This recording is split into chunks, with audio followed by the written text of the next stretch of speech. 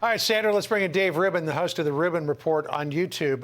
Dave, as to this idea that the migrants were being misled about where they were going, the only thing I saw was that the migrants who were dropped off at the Naval Observatory today thought that they were going to Union Station. It might have been turned.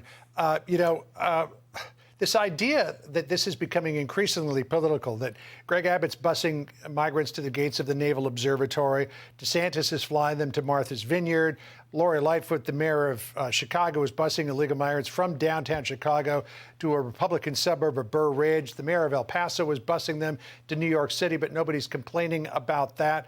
I mean, it's getting beyond political, but you can't get away from the fact that more than 2 million people have crossed the border and that something's got to give here.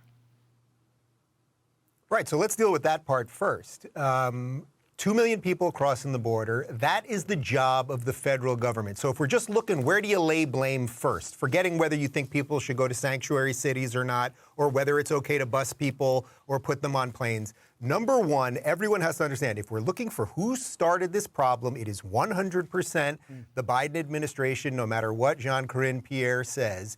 It is their job as the federal government to protect our borders. That's number one. Number two, as for what's now happening, where they're bouncing across, state lines and into different cities and all that, I actually think this is quite good because it is bursting forth the fundamental difference between Democrat policies and Republican policies. I am a very proud new Floridian, and I love the fact that Ron DeSantis warned the federal government. He warned the Biden administration what he was going to do. He said, if they come here, we're sending them to D.C. or Martha's Vineyard. Well, he did Martha's Vineyard, and I suspect he'll send them to D.C. too. Texas is doing the exact same thing. You're seeing states say, okay, if the federal government will not do their job, one of the few things the federal government is supposed to do, which is protect our borders, then hey, go ahead and go to these sanctuary cities. And it's really funny, too, because the Democrats are freaking out now and the media is freaking out that they're showing up in Martha's Vineyard and and Chicago and other Democrat-run cities. But it's like, don't you guys care about immigrants? I thought everybody's welcome, nobody's illegal,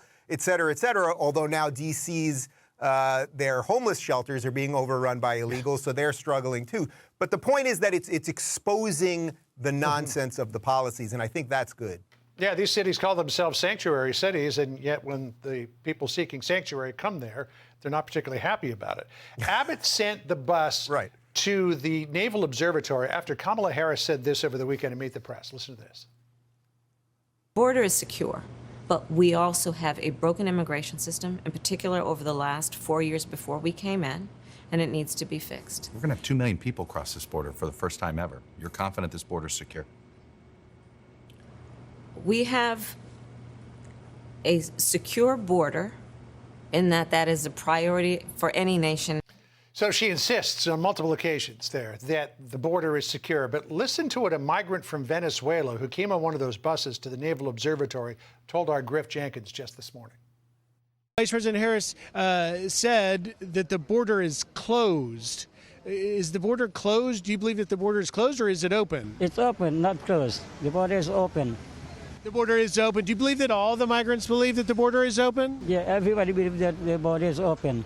It's open because we enter, we come in, free, no problem. How did you learn that the border was open to come illegally? How did you learn to come?